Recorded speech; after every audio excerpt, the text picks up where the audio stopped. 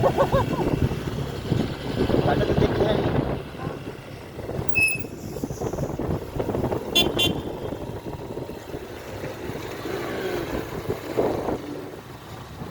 View Pushpalal park Butwal hospital line आजको अवस्था हेर्नुहोस् दर्शकवृन्द, हेर्नुहोस् आजको अवस्था कस्तो छ बुटोलमा।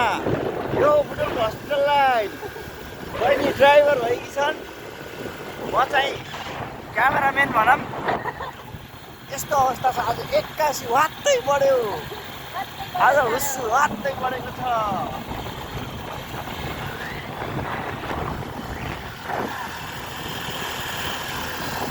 आज हेर्नुहोस् दर्शकवृन्द, लाइटले पनि काम गरिरहेको छैन। सुस्त चलाइ फेरि झ्याप्पै आए पाहुन्दाई जनै लाएर।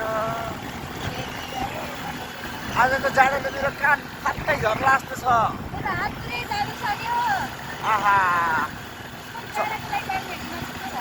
हो, सुस्त चला। अब जताको लाइटबारे पनि देखिनेवाला केही छैन। मेरै त हात यहाँ जाला जस्तो हो।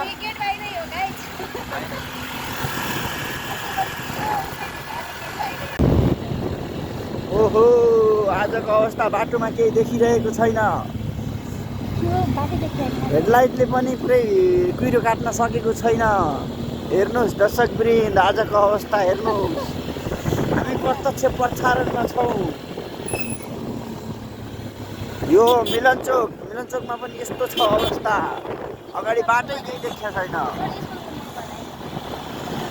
पछाडि अगाडिको गाडीहरूको ब्रेक लाइटको भरमा हामीले अगाडि हिँड्नु परिरहेको छ। गाडीको हेडलाइटले 2 मिटर पनि अगाडिसम्म देखाएको छैन।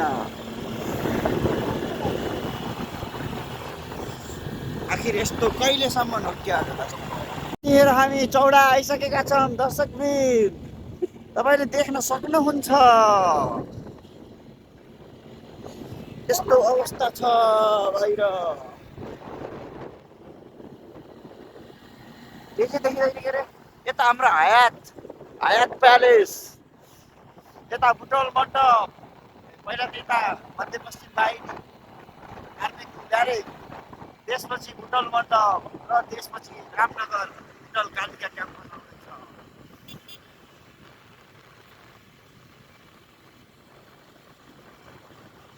जाडो बिदा त दिन पर्ने आज जस्तो रहेछ। अक्खो हात दुख्यो नि। होइन, हातले काम चाहिँ गर्न पर्यो है।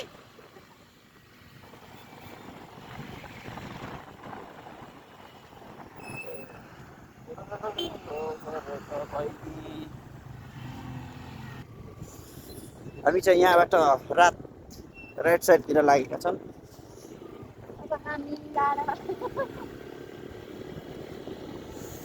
हामी करिब बुटोल कालिका क्याम्पसको नजिक आइसकेका छौँ। हेर्नुहोस्,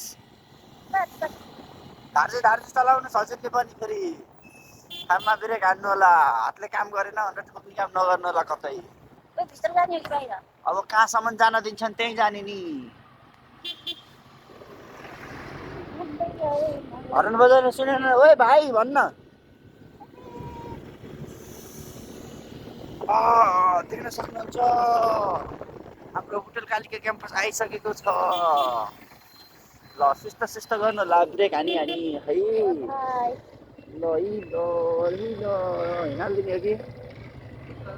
हिँडिदिने हो कि हिँड्दियो अब कस्तो फिल्म गरेको यार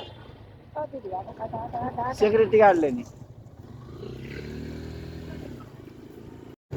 गाइस हामीहरू कलेजमा आइसक्यौँ। ए दाइलाई शीत परेर यस्तो भइसक्यो। म चाहिँ यस्तो छु, देख्यो कि नै थाहा छैन। पुरा हेलमेट पनि पुरै भुइज्या होला।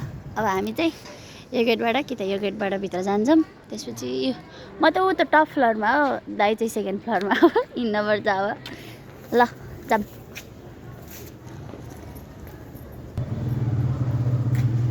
के घुमेर ए सोनी हिउँ परे जस्तो भयो। यहाँ हेर्न, आँखा टलक्क डल्क्यो। अब ब्याग बोक्ने पुरै भिज्यो भाइ, ब्याग त मेरो पुरै अगाडि भिजा